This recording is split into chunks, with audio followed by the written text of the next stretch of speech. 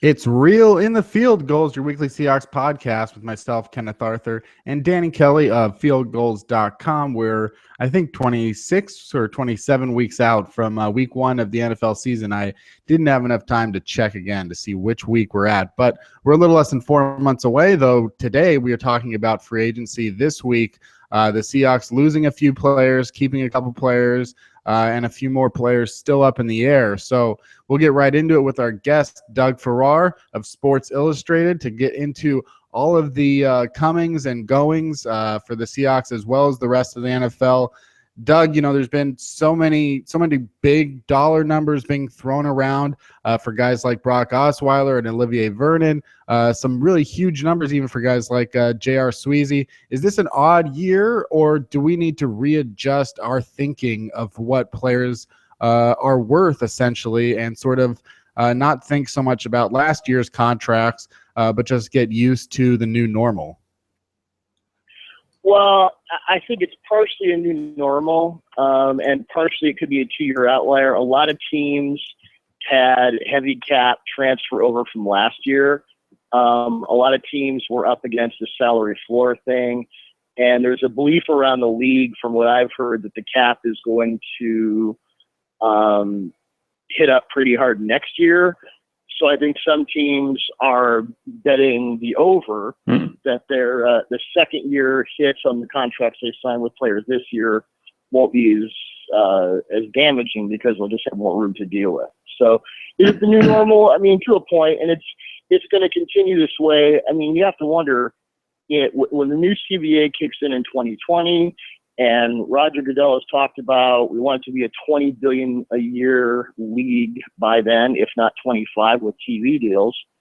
I mean, the NFLPA isn't going to sell for less of the pie. So you have to assume if revenues double in a decade, there you go. Cap's going to be huge. It's going to get to the point where there's almost no cap. And Doug, Bruce Irvin got signed by the Raiders. The Seahawks, I think, made a kind of an effort to keep him, but ended up getting a pretty good chunk of change in Oakland. What do you think of that signing, and kind of what do you think he's going to be? How do you think he's going to be used down there with Ken Norton Jr.? Well, I think what they'll try and do, because they already in Khalil Mack, they have a guy who is primarily an edge. They'll play him a little bit at linebacker, and Irvin's proven to be kind of a lesser version of the same thing. So he'll fit in that. It's just kind of a hybrid defense. It's to a point what he's used to. And I don't fault the Raiders for trying here because they obviously got intel from Norton on it. But I'll say this. I mean, Bruce Irvin has had Gus Bradley. He's had Dan Quinn, who is one of the more underrated and innovative line coaches of the last decade. He's had Pete Carroll, who knows all this stuff backwards and forwards. Mm-hmm. He's had Ken Norton. And he's still a bit underdeveloped on his hand moves and his overall pass rush technique.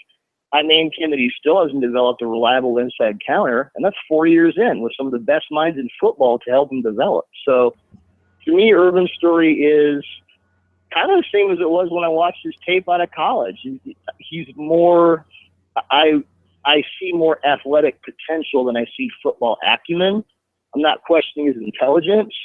I just don't believe his athleticism is transferred to the field as much as some would like. Yeah, it's interesting to say, that the Seahawks obviously had high expectations for Irvin, and they wanted him to do a certain thing that obviously he didn't quite reach those bars or those marks. Otherwise, they could have just had him for the fifth-year option on his deal. How do you expect them to go about replacing his role, though, and trying to find the guy that will do what they want to do? Is it in-house with a guy like Frank Clark or Cassius Marsh, if they can sort of get into that sort of shape, or is it a free agent like a Nick Perry has been thrown around, or is it through the draft? Do you see anyone there in the back half of the first round of the draft that they might be targeting? Well, Cassius Marsh strikes me. I mean, if anything, they might ask Frank Clark to take a bit of weight off and be that guy. Cassius Marsh strikes me as more he's more the edge to 5-tech or 4-eye hybrid. just from an actual build perspective. Yeah, and I've heard the Nick Perry name thrown around as far as edge guys in the draft. Hard to say. I mean, for one thing, I'm a little incapacitated right now because I haven't looked at all these guys yet. So I'll admit that right up front. That question will be a lot easier answered in a month. Just to be perfectly honest about it. Doug, do you think it's a big deal that Brandon Mebane left to go to the Chargers? And how do you think the Seahawks will work to kind of replace him? Well, it's Cam Thomas is in town. Yeah. So the possibility. They re-signed Ruben, who they may believe is, and I hate to say this about Banger because we all love him, but sort of the guy who could be more effective in that role. I mean, Mebane got so much out of his time in Seattle. He was definitely reborn under Pete Carroll. He became that stunt 4-3 guy. He did this and that. He had some injuries. He wasn't quite the player he was, and as much as it stinks to have to let go of a guy like that, I wish him well with the Chargers, but it didn't necessarily surprise me that they made a bigger push for Ruben than they did for Mebane. Yeah, it seems like the Seahawks usually manage to keep the guys they want to keep, and though some of the guys they may want to keep get away, they never go over that edge to give them a contract that is outside of their comfort zone. So it seems like they're always comfortable with the guys that they do re-sign. That being said, what do you think their feelings are about Russell Okung? He may be at that position where they might have to feel like they have to overpay for him because of the fact that he's a left tackle and they're so hard to replace. Where do you see things going with Okung moving forward? Well, I think they're going to let the market set itself there. I would imagine the way that works is he gets offers, and if it's what I've predicted to be kind of that second-tier contract for left tackles, which would be, I don't know, in the $6 to $8 million range per year, I think at that point they can reassess and look at what is possible in the draft, what's possible in free agency. At this point, not much in free agency, and go from there. I mean, if it were me, I would say if you can get him for that second-tier deal, you do it, because you really don't have any other definition on your offensive line, and we could have a whole podcast about that. But, boy, I was just railing on Twitter about that like an hour ago. At that point, you bring Okung back. He's got an injury history, but when he's in there and when he's healthy, he's not just the Seahawks' best offensive lineman. There are times when he appears to be the only offensive lineman. And it's like four other big guys running around, falling down, and trying to block somebody. I mean, that first 6 weeks of the year when Nowak was at center, that's kind of what it looked like. So I would say, do you overpay? I mean, define overpay. You're a Super Bowl contender.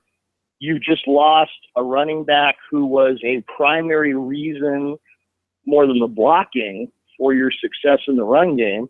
You have a backup guy in Rawls who now becomes a starter who could be that guy, but you need to hedge your bets a little bit. So if you're overpaying, say, $1 million guaranteed a year, I don't think that's an overpay for them. I think they have to do it.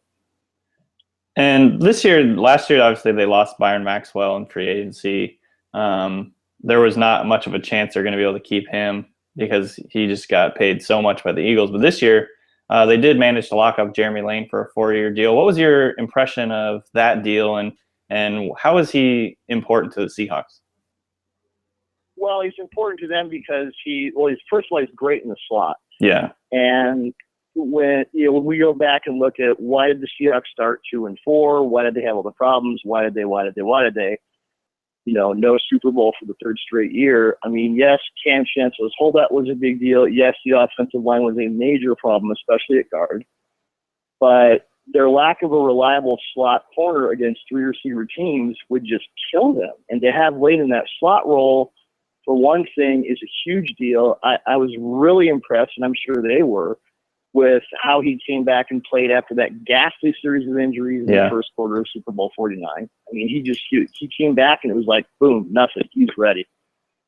So it's a great deal. You know, $20 million over 4 years, and the guarantee is negligible for a slot corner at that level, and he can play outside too. That's the thing. Right. You know, if they want to go and get like a Brandon Boykin on the cheap, which I would highly recommend, and put him in the slot full time, and have Wayne as your outside guy opposite Sherman, that wouldn't bug me at all. So I think it's a great deal for them.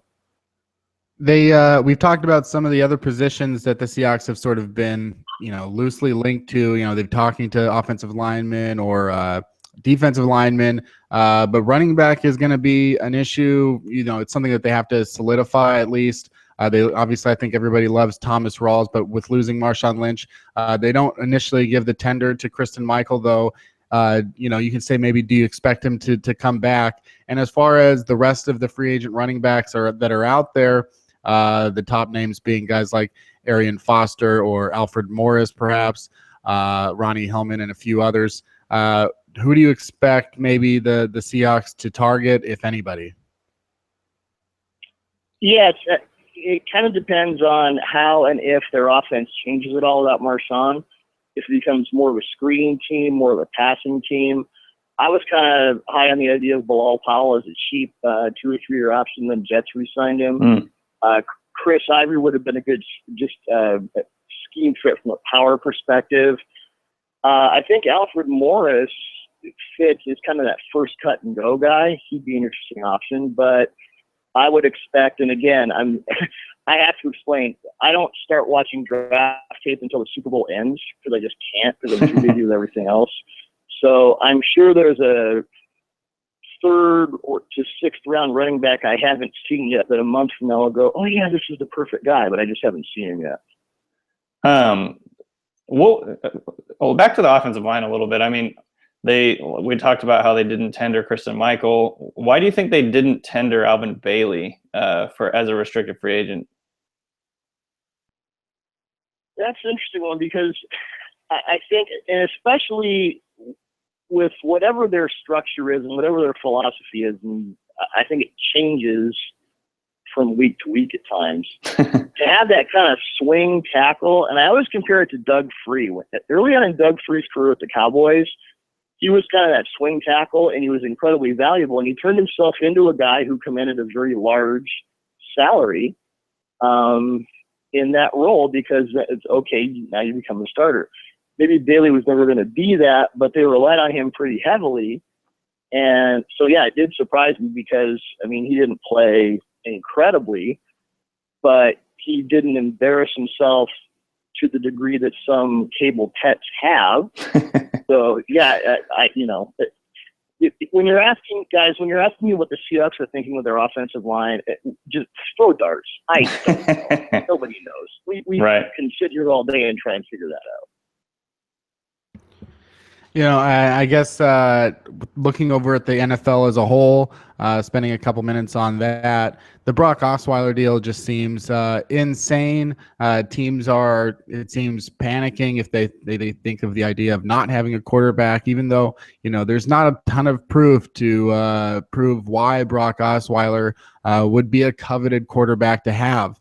Yet here we are, the Eagles giving a ton of money to Sam Bradford over the next 2 years while also signing Chase Daniel. What do you think of the quarterback market right now, and what do you expect to happen with Colin Kaepernick? It wouldn't surprise me. From what I'm hearing, the only thing that's holding up Kaepernick going to Denver is price. And it's probably, I'm just guesstimating here. Is it like a 2nd round pick versus a 3rd round pick? I mean, I know Elway loved Kaepernick. A lot of people did. I think there's more to Kaepernick in a certain system than people might believe at this point. Kind of goes against the narrative, but I think he has something left in the tank in the right system. The question is, does he have something in Gary Kubiak's system? Because Kubiak is not going to change. Kubiak didn't change the system for Peyton Manning. Right. He's not going to change it for Colin Kaepernick. So, right. We'll see where that goes. As far as Osweiler, this is a team that went 9-7 with no quarterback at all. So it's kind of a 2-year prove-it deal. It's heavily loaded in the first 2 years. So they'll get a pretty good idea. And, they'll know pretty quickly, okay, if you can't succeed with Bill O'Brien, who has a deservedly fine reputation with quarterbacks. I mean, he made Christian Hackenberg look good, and then Hackenberg fell apart after he left. You know, we'll see how it goes from there. He made Brian Hoyer look good. If he can't do the same with Brock Osweiler, that's on Osweiler. So, you know, as far as where it goes, I talked to Osweiler, and I talked to Greg Knapp, and I talked to Peyton Manning during Super Bowl week about Osweiler's future. And I came away impressed primarily with what Osweiler put in his head with that 3.5 years of just watching Manning do what he did. So, you know, to what effect that had, I mean, athletically, he can make every throw. He's mobile for his size. He's got all the tools. And I never got the sense that this was too big for him.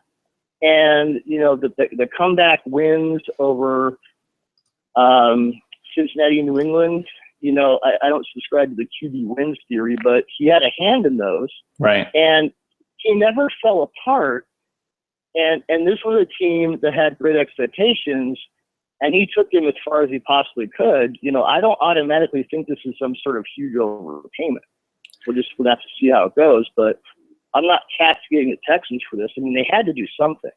Right. They can't keep going with this. Let's, you know, assemble 4 Patriots backups and see if we can create one Tom Brady crap. They had to stop that sometime. And you have a chat a little bit here, so we'll let you go. One last question for you. I know this is kind of a dubious award to give out, but who's winning free agency so far, in your opinion? Oh, that's a good question. Probably the Raiders, because the Assembly deal is great. The Sean Smith deal is just smoking. Yeah. I would have loved Seattle. My goodness.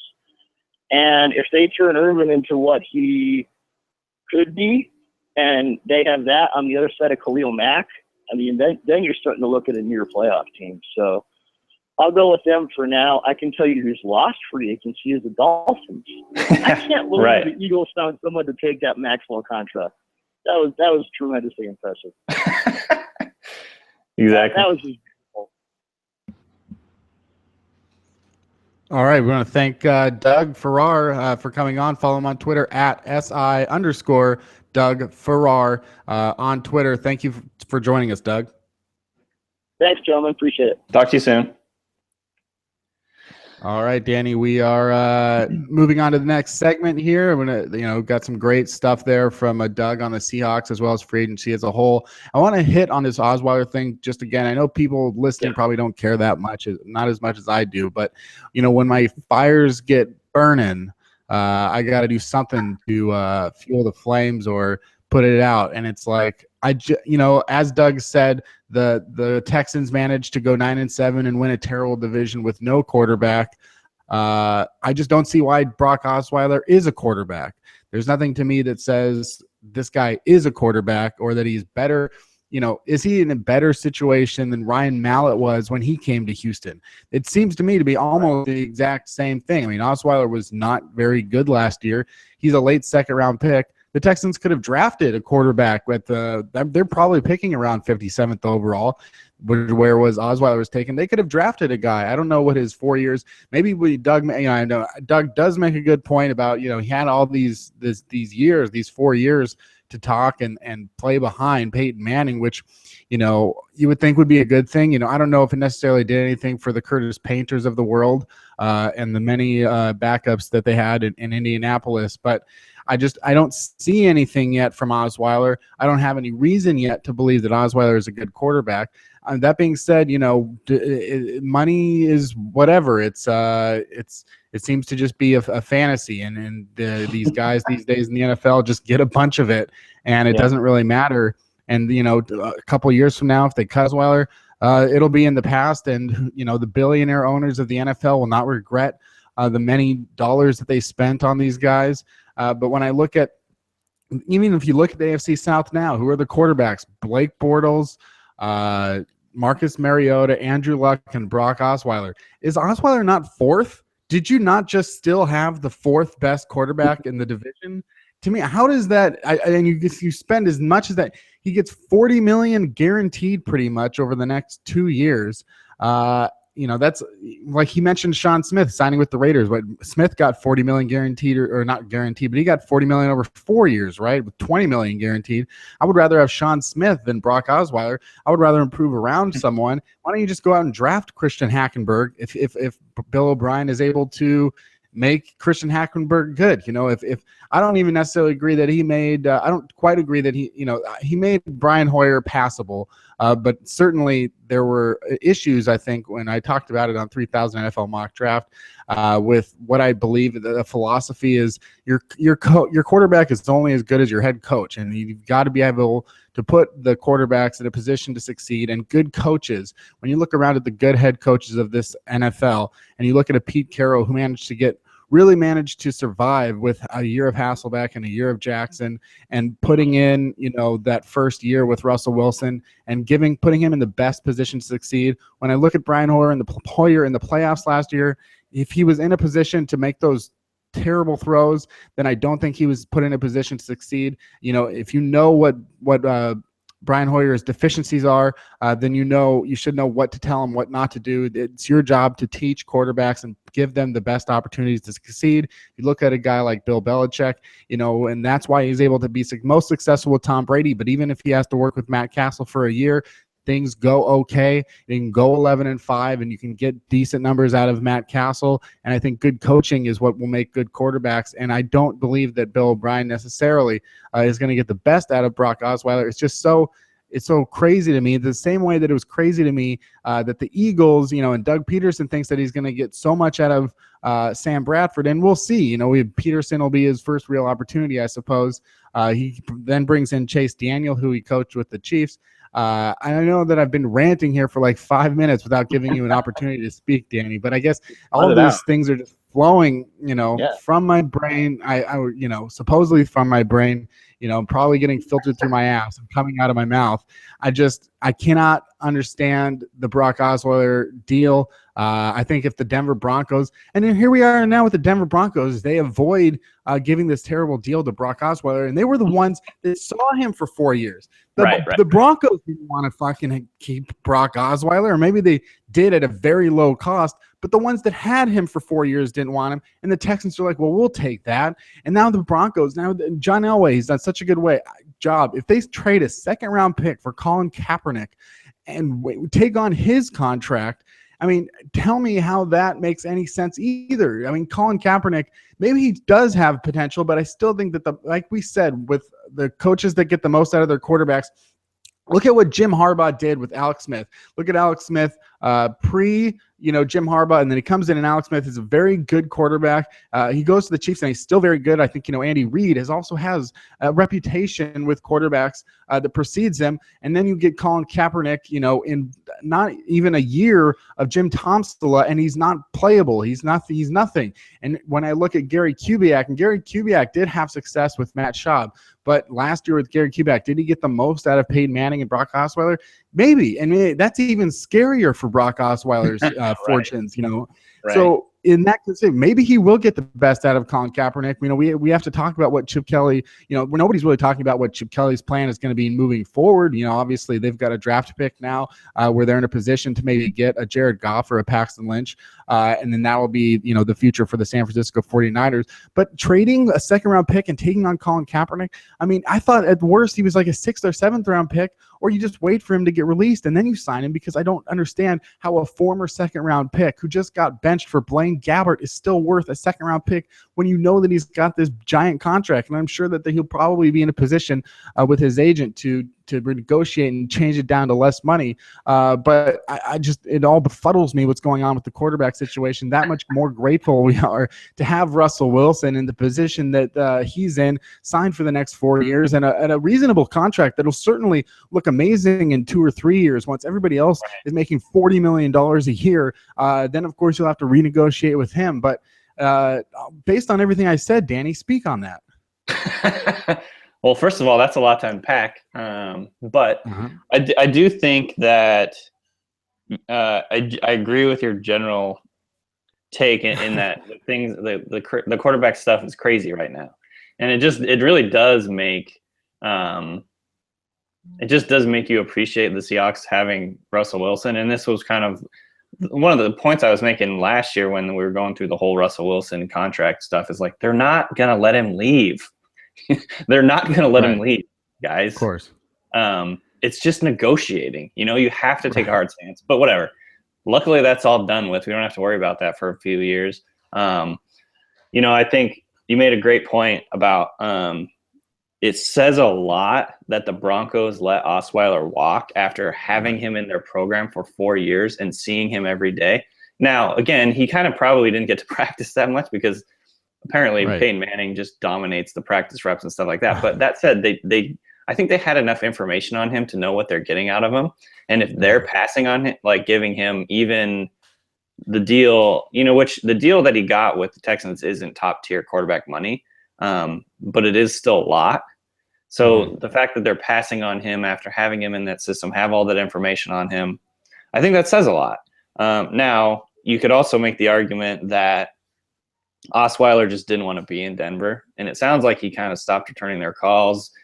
And sounds like Elway got all pissed. He wrote that thing about, how they're going to go forward at the quarterback position after he signed with the Texans. It sounds like Osweiler kind of gave him the cold shoulder and just really didn't want to be there. So that could have been a factor in why they didn't offer him more money and sign him.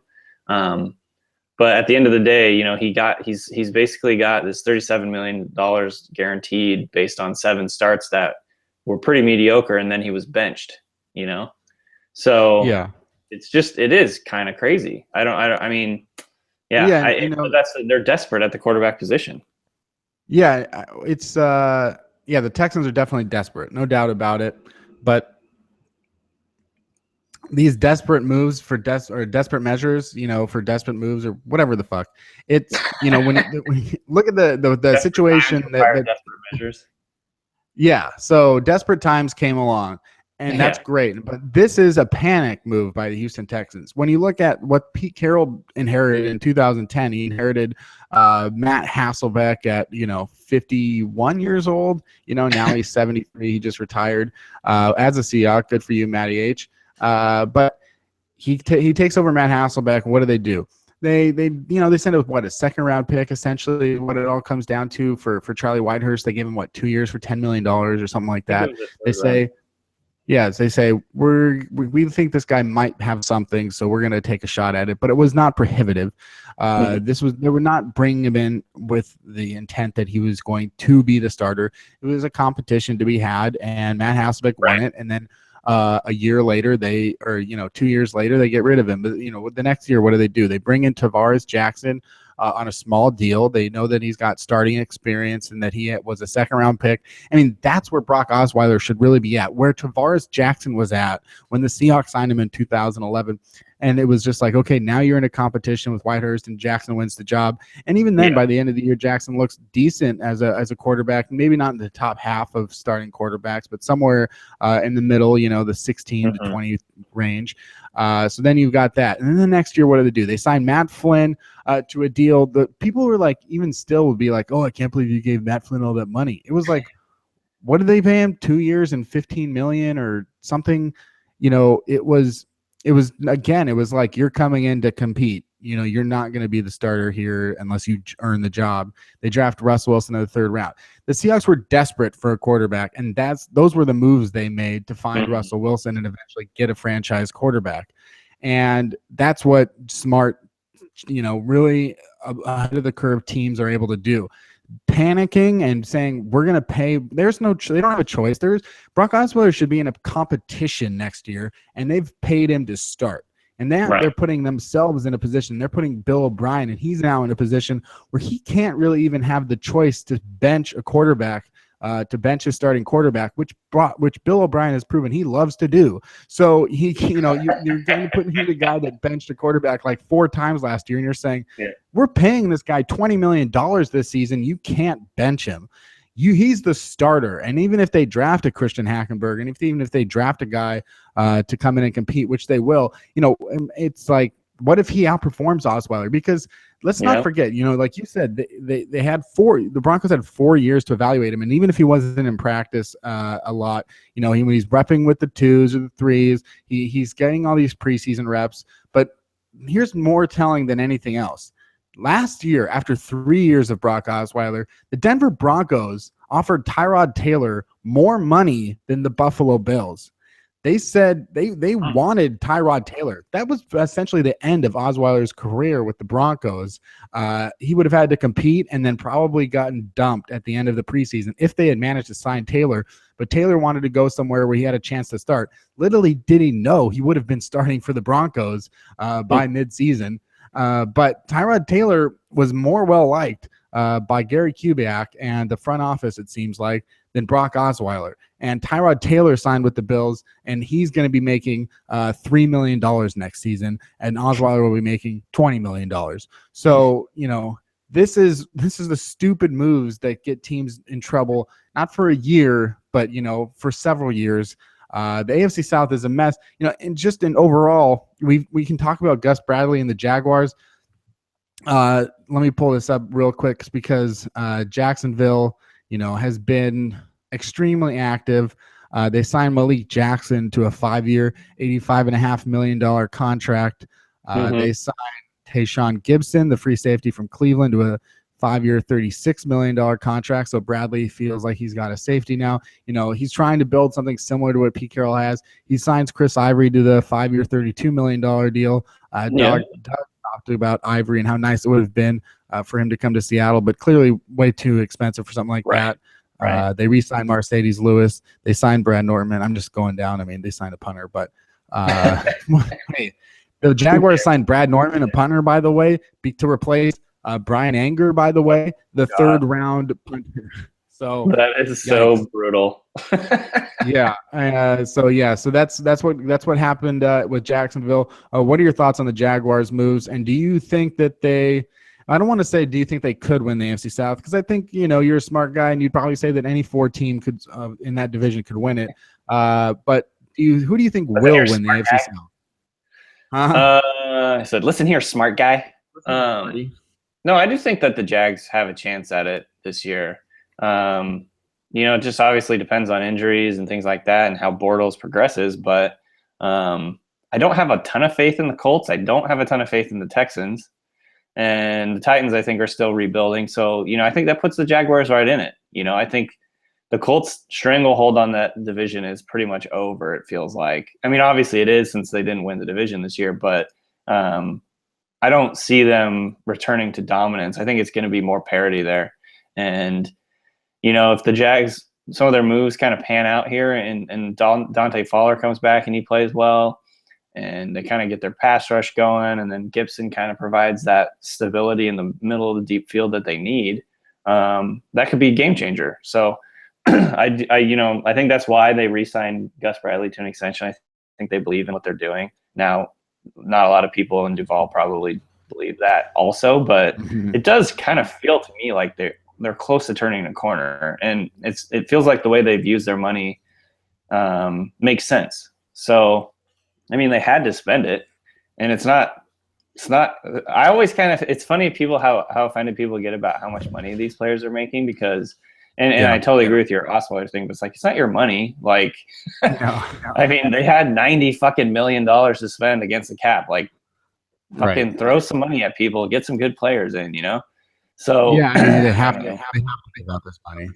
Yeah. Which is insane in this, and like we're sitting in this economy, and I mean, like I'm like sitting about like how am I going to pay my taxes? And yet the NFL teams are like, we have to spend $100 million.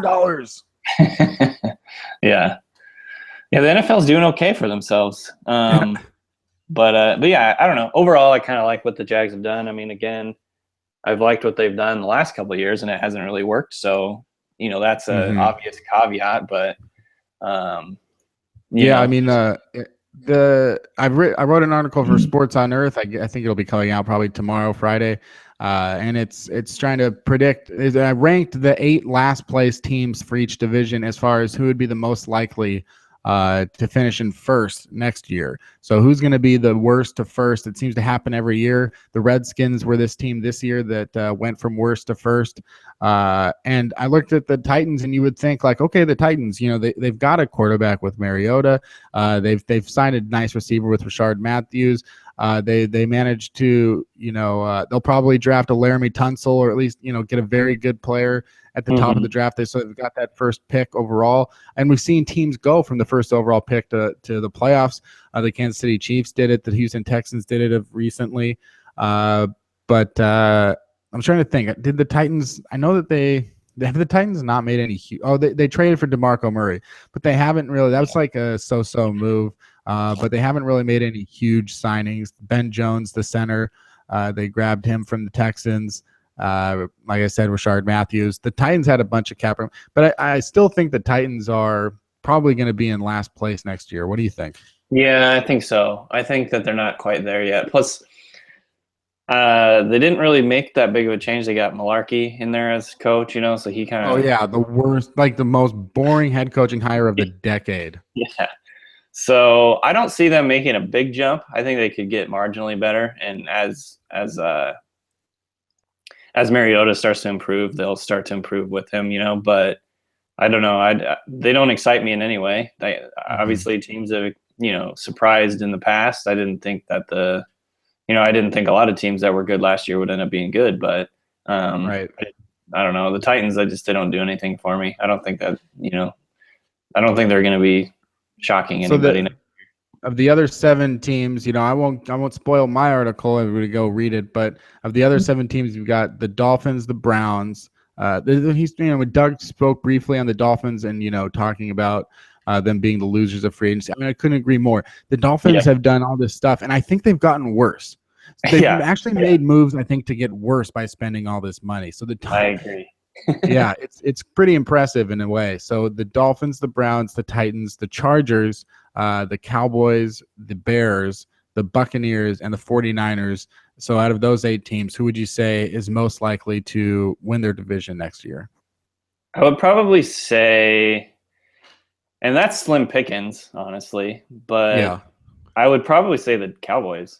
I think the Cowboys, as long as Romo can stay healthy, still have probably the best team out of those 8. I would say potentially, just looking over this, potentially the Bears, but that's going to be tough for them to get first in that division.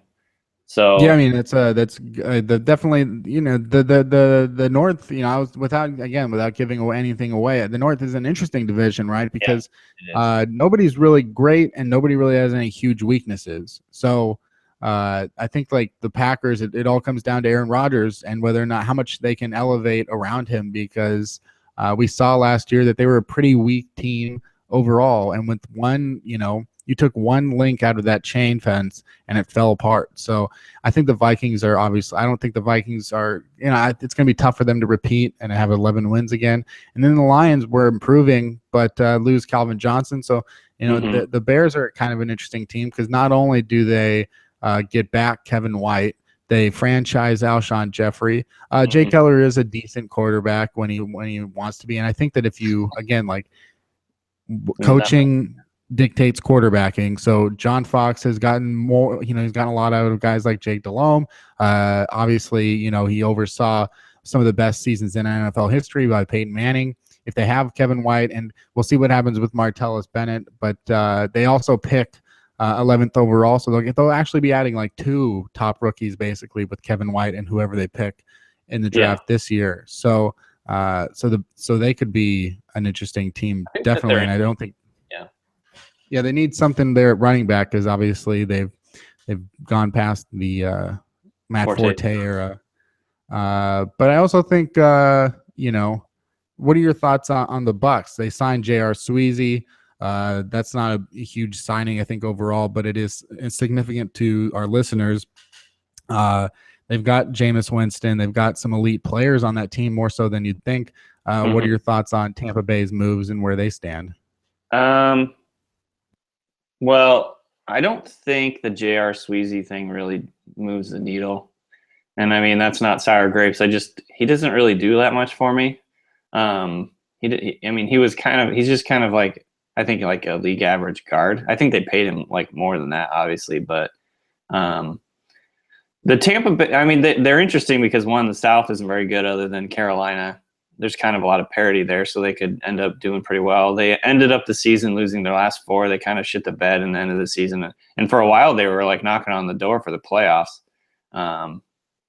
So they could definitely be a team to challenge. I don't think they're going to beat the Panthers next year in terms of finishing in first in that division, but you know, as Jameis progresses, that's going to help things a lot. That'll take some pressure off their defense. They still have a lot of, you know, weapons on defense, and if they kind of get more production out of them this year, then they have a shot at it. I think getting Doug Martin back is good because he's kind of like revitalized the run game there. You know, then they've got their 2 twin towers in Vincent Jackson and blanking on the name of the other guy, the super tall Mike Evans. Yeah, Mike Evans. Sorry. I think Well, I guess Vincent Jackson's still under contract. I just thought he was sort of keep him, but I don't know. He's like a cap casualty, it seems like. But then they, again, like we're talking about, cap casualty has to like change in the new NFL where we're not even talking cap casualty. It's more like, you know, these guys are cap zombies where it's like they don't cut them actually because they need the cap. They need the money on the cap. So it's like if the Bucs cut Vincent Jackson, then they have to figure out where to give the $9 million to without being penalized, you know? Right. So in general, I think the Bucs are going in the right direction, but I don't see them as a team that will win that division. I think they could finish second, and they weren't close off of it from last year, honestly, because the Falcons finished second at 8-8. But yeah, I still think they're a little bit away from being a true contender. Yeah, and let's you know, we got a few more minutes here on the show today for sure. One thing I mean, I don't know, I guess it's been a while since we've talked to him, and we haven't talked about him.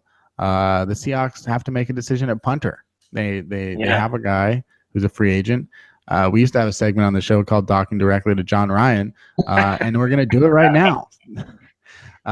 So Danny, you know, the floor is yours.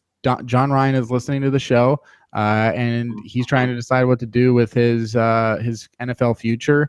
So talk directly to him. Hi, John. How's it going?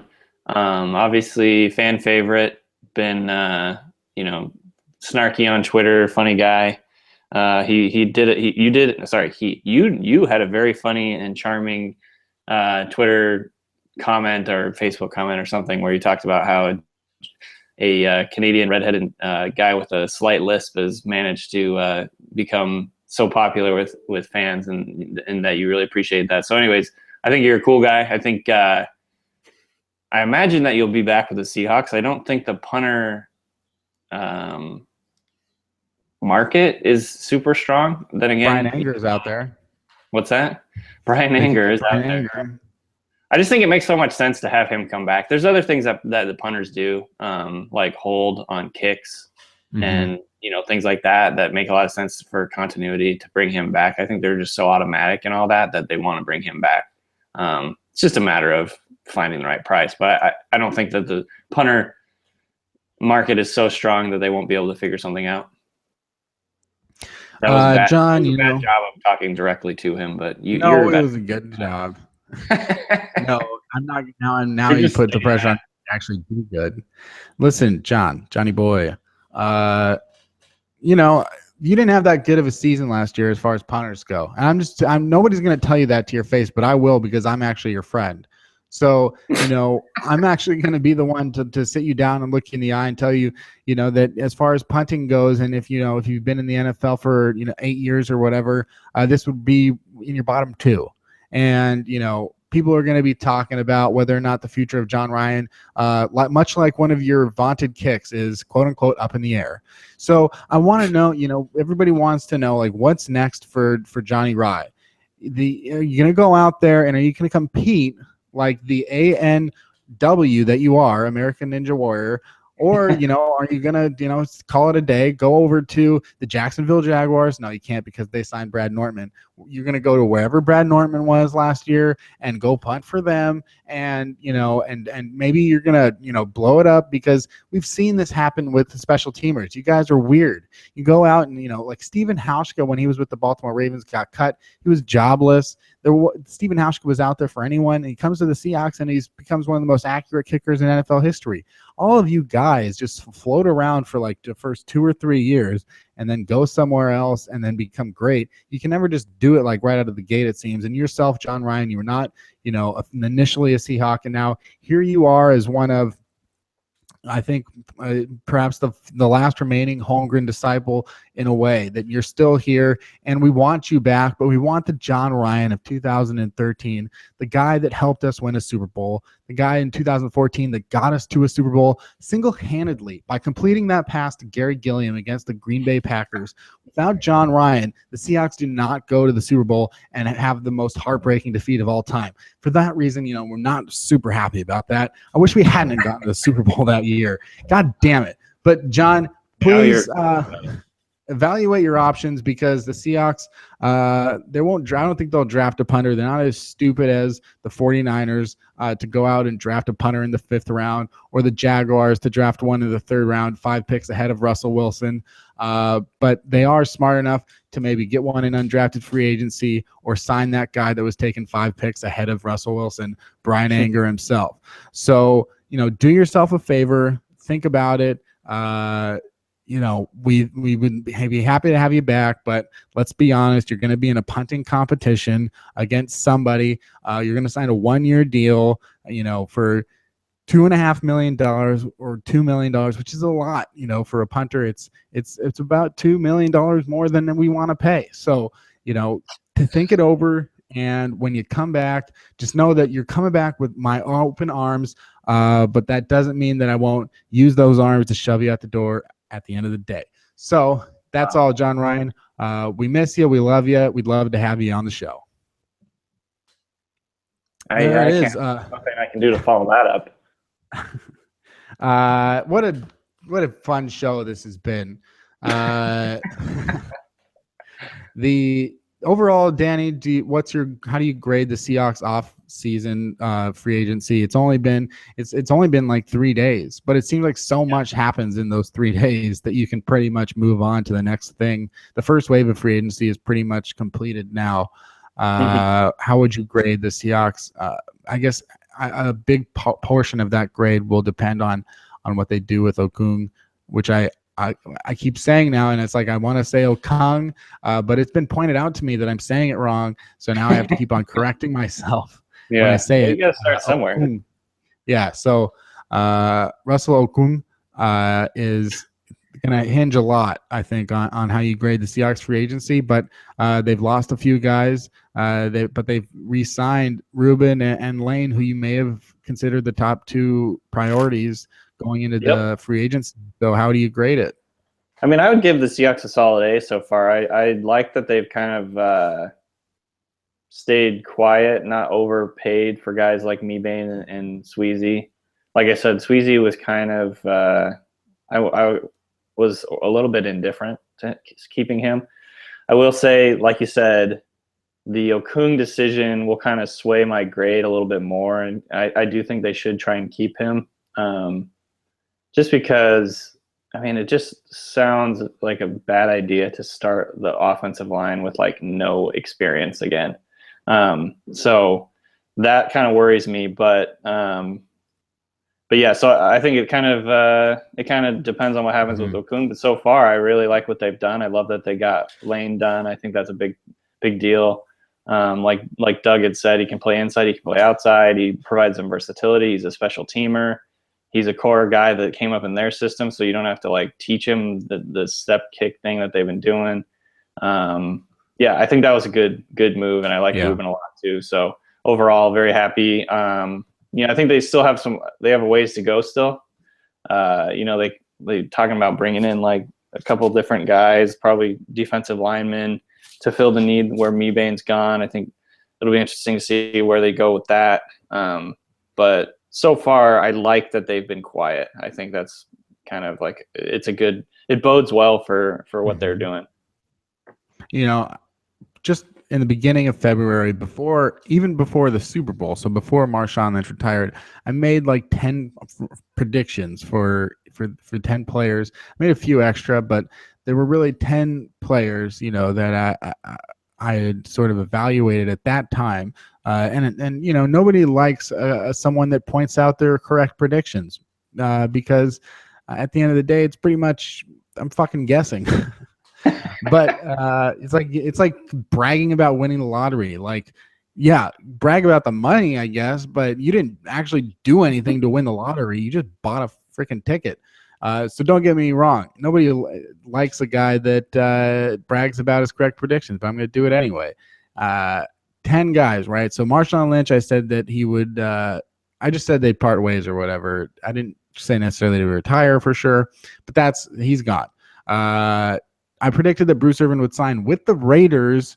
It's called the biggest surprise, I think, of free agency that he signed with the Raiders. I predicted he'd sign with the Raiders. Nice. That did happen. Now, nice. Yeah, I mean, come on, guys. That's not a lottery ticket. That's a good job. Good job.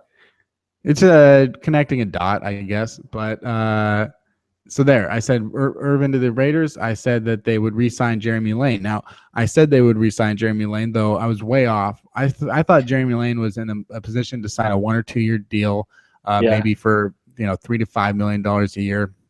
He signs a 4-year deal for $6.5 million a year, whatever. The APY on NFL contracts is meaningless, but yeah, he signed a little bit more. He signed for more than I thought, probably a lot more than I thought. And even though it wasn't a lot, I think it's very reasonable at this point, seeing how the market has moved around. So I said re-sign Jeremy Lane. I said they'd lose J.R. Sweezy. I said that they would have and my number one biggest concern was that they would have an issue with Michael Bennett. And look at where we are now with the contracts given out to Malik Jackson and Olivier Vernon. Mm-hmm. You can't not think that they're not going to have an issue with Michael Bennett, who since then has changed agents. I said they were going to give a new contract to Doug Baldwin, so we'll see what happens there. I said they would re-sign Russell Okung for 5 years and $50 million, basically. If he signs for that, we'll see here or elsewhere. Cam Chancellor, I said he would stay. Now, there's a lot of rumors purveying out there that Cam Chancellor will be traded. Where does your heart feel right now with Cam Chancellor? That's a good question. I think right now it wouldn't surprise me greatly if he does get traded, but like if I had to put money on it, I'd probably just say he's back and they don't do anything with his contract. He is still under contract.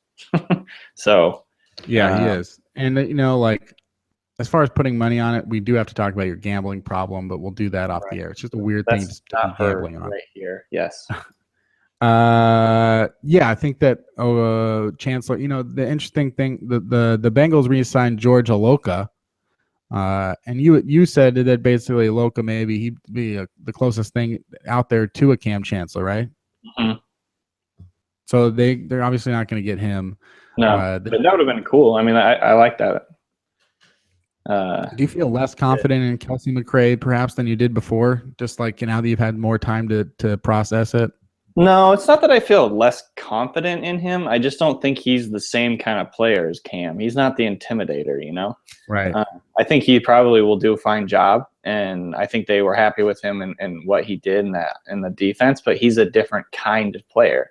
There's actually really only like 1 or 2 guys in the NFL that are like Cam, I think, and I think Aloka might be like the closest thing. He didn't actually get that big of a deal, I don't think, in Cincy. So I don't think any of these safety deals really did much to help Cam's argument. Right. You know what I mean? Like I don't think he had ammunition. McLeod. I mean, these are free safeties. Some of them. The Rams re-signed Rodney McLeod for 5 years and $35 million. The Jaguars signed Tayshaun Gibson. I thought McLeod went somewhere else. Oh, sorry. The Eagles signed Rodney McLeod for 5 years, 35. Yeah.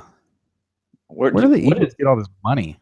I don't know. Seriously, how could they possibly? I guess they did unload Byron Maxwell and DeMarco Murray, so that's something. But yeah, so I didn't. I mean, we've watched Rodney McLeod for the last 4 years because he's in the division.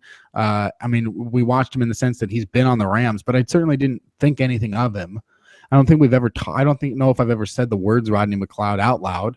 This may be the first. So, Rodney McLeod, Tayshaun Gibson, 5 years, $36 million. Eric Weddle hasn't signed yet, as far as I know. I don't think he has now. Yeah, and so there's not a lot going on. Tyvon Branch is a strong safety. He signed a 2-year, $8 million deal.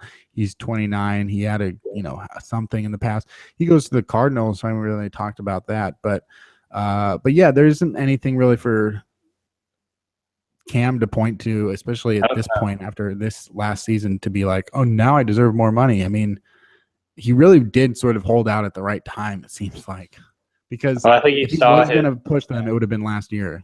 Yeah, he saw that it was probably his last shot at it. And he was coming off his best season where he was a dominant player in many respects. I can't really blame him for wanting to take advantage of all those things. I don't think the holdout was a good idea. And in the end, it definitely wasn't a good idea since he lost a bunch of money and didn't win. But yeah, I mean, I guess I kind of understand why he chose that time to do it, but I don't think he has any ammunition now. To like hold out again. So that's kind of why I'm just kind of like, I think the Seahawks are just like assume he's going to be there. And if they, I don't know, I guess just have to accept the fact he's not going to be happy with them, but I don't think that they're going to do anything now. Yeah. And I think maybe they'll move a little bit of money around or something like that. But yeah, the Giants signed four of the biggest contracts so far in free agency. Right. They signed Olivier Vernon to a 5-year, $85 million deal. They signed Janoris Jenkins away from the Rams for a 5-year, $62.5 million deal. And they signed Damon Harrison from the Jets to a 5-year, $46 million deal. And they re-signed Jason Pierre-Paul to a 1-year, essentially a $10 million deal if you can earn that much. So really the Giants, they're trying to rebuild that defense in the first year after Tom Coughlin, and that's interesting. But at the same time, with the Rams, they give the franchise tag to Tremaine Johnson, but they lose Janoris Jenkins, they lose Rodney McLeod, so their secondary, now it has some more holes to fill. They don't have a quarterback; they're stuck with Nick Foles. There's still. Oh my God, yeah. I mean, I guess they're going to go with Case Keenum. When we look at the Rams and the 49ers, I mean, do you feel pretty confident that they will not win the division next year and that they won't be really as much competition for the Seahawks? Yeah, I mean, I feel like those teams are both kind of in the same boat still. I don't think that either of them have done anything. Well, especially the Rams, they haven't done anything major to like make me think that they're going to improve. I think the Chip Kelly thing is a big wild card. For the 49ers, I still have some talent, but I don't think that getting him in is enough to get them over the hump. I still think they're a bad team, and they still have questions at quarterback. And, so I don't necessarily – it's just crazy because they're going to change so much. It's going to be an insane change for them. So that's going to be interesting, but I don't think that they're talent-wise as good as the Seahawks and Cardinals, and I still think it's going to be the Seahawks and Cardinals kind of duking it out for the division. Yeah. The Cardinals, I'm not 100%. I don't know if the Cardinals have done, if anything, in free agency. Is there anything that stood out to you about the Cardinals so far this year? They signed a safety, Tyvon Branch. I think that's the only thing I can remember them doing. So they lose Bobby Massey or something like that, or I don't think he was anything to really regret losing. Right. But no, I mean, I don't think they've done anything major. They've stayed quiet. They've been like the Seahawks. They've stayed quiet. Yeah. Well, I mean, yeah, the Seahawks are definitely changing. They have to, start a new person at right guard for sure. Mark Lewinsky seems to be the favorite for that. They've talked about Glowinski, and it seems like, as far as losing J.R. Sweezy, I mean, do you feel pretty blasé about the whole thing, and maybe even are a little excited to see Mark Lewinsky? I am a little bit excited to see Glowinski. I don't have a strong emotional feeling for losing J.R. Sweezy. He was one of those players that was kind of polarizing because he'd make a lot of those annoying personal foul penalties, and then he would, false starts and kind of get beat up in pass protection. So for me, you know, obviously it was cool to see him kind of make the switch from defensive line and start to be successful as an offensive lineman, but I think he kind of plateaued in terms of his development. And I didn't really see him really become what everyone wanted him to become. It was kind of interesting to see him get paid so much. So obviously these NFL coaches see something in him that they like a lot, but I don't know. To me, it's not a huge loss. I think that the Seahawks could probably replace him, and you know, they already have a guy on their roster who looks like a good fit to do that in Golinski. So it'll be interesting. Although it is always a little bit nerve wracking when you got a guy with like pretty much no experience, you know, potentially taking over as a starter. It's always kind of a learning curve there. So that is concerning, but again, I just, I wasn't necessarily super high on Sweezy in the first place, so it doesn't concern me greatly. Yeah, and I think we can just wrap it up, just sort of talking about the other guys, because there's always something exciting about change. That even when it's sort of change can be bad. Sometimes it's just, but it's always exciting. So we know that. Yeah, just do something. I mean, Cam Chancellor is a lot of people's favorite players, and yet, one down season, and everyone's kind of excited to see him get traded. And it's like, oh, that's a thing. That's something new. So that's that like being the said, Jimmy Graham thing too. Yeah, and they're ready for that. And with the Seahawks, you never know, because they for the last few years they've had exciting news pretty much every offseason. Whether you liked the news or you didn't, it was always exciting. They trade for Percy Harvin. They trade for Jimmy Graham. They sign, I think did they sign at the time when they signed Michael Bennett and Cliff Averill? You didn't know that they really even had a need for a defensive end, let alone two that were pretty well known. And I'm trying to remember which one was signed first, but when you get the sign, what? Averill was signed first. But they signed Averill, and you're like, oh my God, we got Cliff Averill. That guy's good. That's that. And then boom, Michael Bennett. I still remember you wrote the Bennett piece because you said the Seahawks just signed 8 more sacks. For some reason, I remember that headline. Boom, crushed it. Yeah, so they've always got something. Yeah, they've always got something cranking out, and we're seeing now that that's not probably going to happen this year, but they still have that first round pick that they could possibly use for something, and they haven't used their original first round pick since 2011. So we'll see what happens there. But what I'm getting at is, okay, I'm not so much excited for a change at left tackle. Actually, that's one thing that I kind of want to just remain the same, even though I don't love Russell Okung and what he's sort of. I just want to see more. But anyway, I don't want to see anything. I don't want to see less either. So that's a scary thing. But it is exciting to think about someone else perhaps coming in at the Brandon Mebane role and the Bruce Irvin role. So what are your thoughts there? Who would you be excited to see playing the Brandon to the Bruce Irvin role next year? And how big of a hole do you think it is to lose Brandon Mebane based on how he played in 2015? Well, I mean, I think they can find a guy that can play that role. I think they've done a good job in the past of plugging guys into their system on the defensive line and finding guys that fit what they want to do. He has a pretty specific task set that he needs, in terms of like what he does at the nose tackle. He's not like, he's not asked to rush the passer, so that's going to be relatively easier to figure out. So I'm not super worried about it in terms of, finding a guy that can potentially play what he does. But for Bruce Irvin, I think that you probably replace him with 2 guys. You have a guy who can play Sam on base towns. So maybe that's Eric Pinkins. Maybe that's Kevin Pierre-Louis. Maybe that's a free agent that they bring in. Maybe it's Mike Morgan, something like that. And then like on third downs where Bruce would run, come down and play as a pass rusher, that's where you get a guy like Frank Clark more involved. And we saw that he just posted a picture on his Twitter the other day that said he's down to 257. I think he played more at like 280 last year, so that's a pretty big difference. So I think they might be kind of envisioning him becoming a pass rusher from the outside more than on the inside.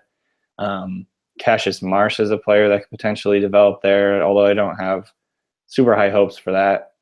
And then, of course, you could draft a guy. You know, maybe there's a guy sitting there at the end of the first round that has questions like, you know, I'm not saying I want this, but like Robert Ndiche, you know, Kendiche has the potential. Is it Kendiche? I think it's just Kendiche, yeah.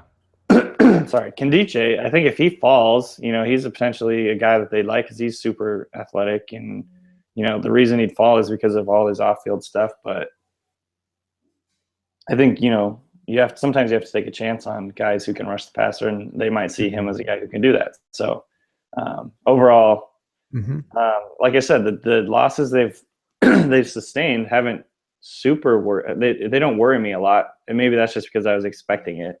You know, these are mostly expected losses.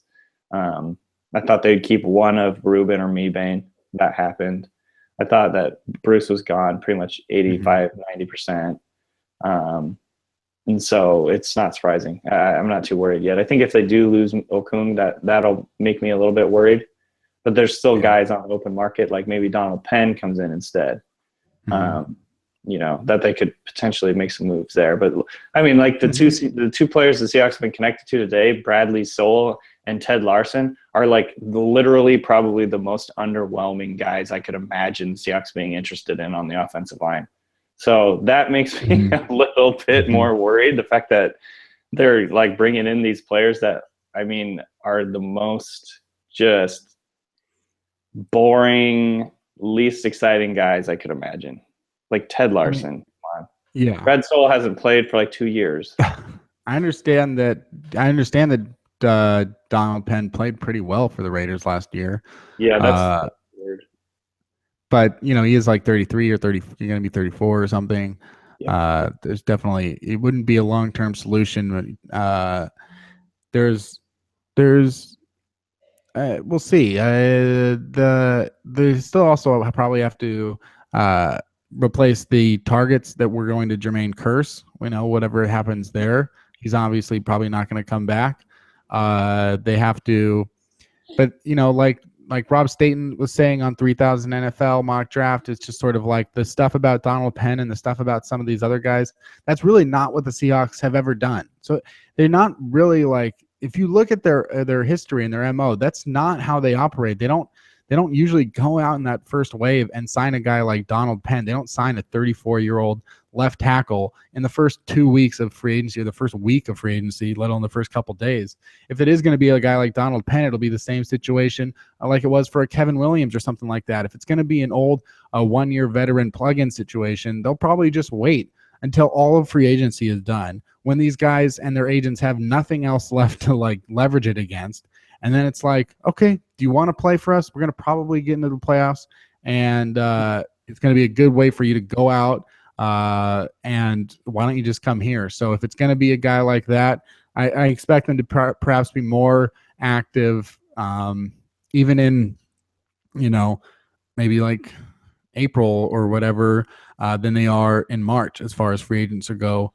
I think that they're definitely not panicking, and it'll be interesting to see, because I think the loss of Brandon Mebane and Bruce Irvin could definitely dictate what they do with that first round pick. I mean, obviously it will, but I think now we can maybe even hone in even more, but we'll see if they have to. I don't think that a left tackle is something that you usually get with the 26th overall pick. You know, it's pretty hard to find a great tackle at that position.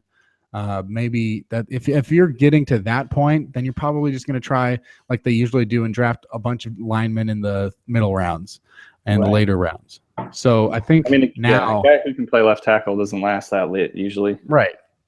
It's going to be someone that's you know, probably going to, like Staten pointed out, you know, he really liked Jawan James, and James fell down to 19th, and where the Dolphins took him. And even then, like that was 19th. So they would have to move up, or there would have to be a real slippage for maybe someone like a Sean Coleman, who we talked a lot about on the podcast. But anyway, yeah, I think that now when you get I think it'll be interesting to see what they think about Frank Clark. and what he can do and where he best fits. But they really liked the idea of Bruce Irvin back when they took him in 2012. It just didn't sort of work out as they had most would have hoped. But I think that proves that if they see another guy like that this year, they'll definitely go there. But I think it's perhaps even more likely now that they draft a defensive tackle to beef up the middle of the defensive line, because it's so important to them to be strong in that area, which is why they re-signed Atiba Rubin and why they're always so active in signing defensive linemen. Though I will say they usually sign these guys. So there could be that may be, if they do a thing in free agency, that may be where they focus their attention now on some of these other defensive tackles that could be available. We haven't really talked about, if any sort of. Have you thought about any defensive tackles that piqued your interest on the free agent market? I'll name off a few. Yeah, go ahead. Nick Fairley, Paul Salii, Terrence Knighton, and some of these guys may have been signed, because this is a fairly up to date list I'm looking at, probably up to date up to this morning. I don't think either of those guys have been signed. Henry Melton we've talked about a lot, I think. Yeah. BJ Raji, Dwan Edwards, Tony McDaniel is out there. So any of those guys? I think that, and obviously everything depends on the money, because the Seahawks don't have a ton of money to throw around, right?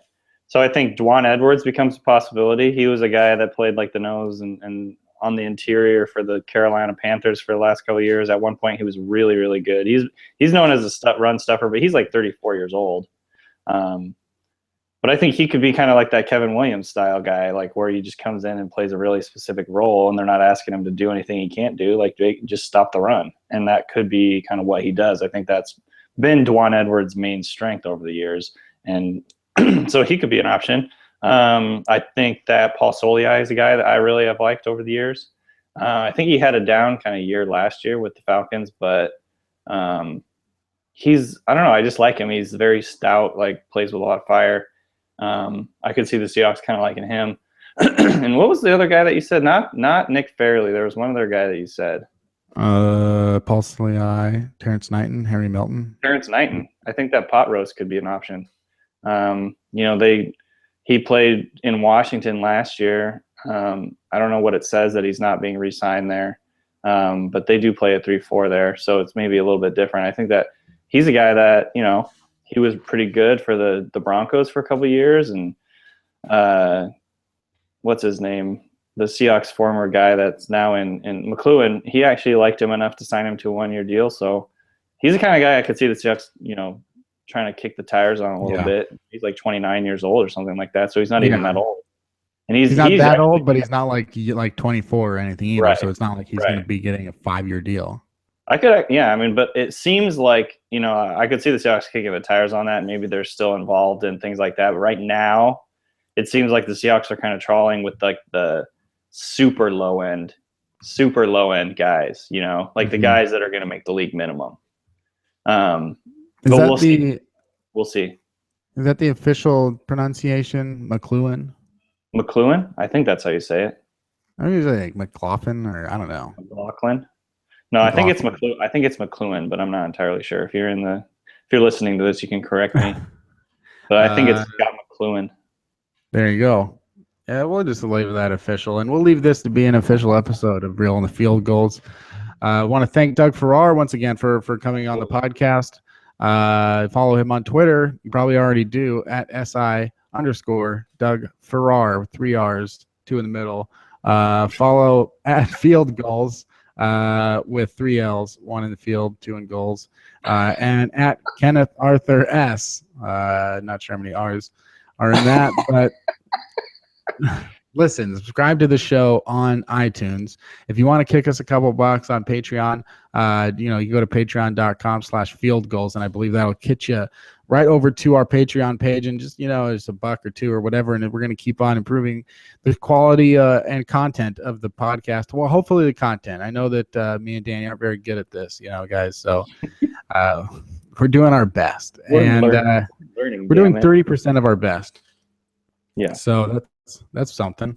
Yeah, that's it. I don't think I've ever been able to actually coin in these last few weeks. I'm trying to coin an official out phrase, but I always forget what it is. So we'll try another one and we'll just see what happens. But come back next week, and until then, keep it real in the field. Goals.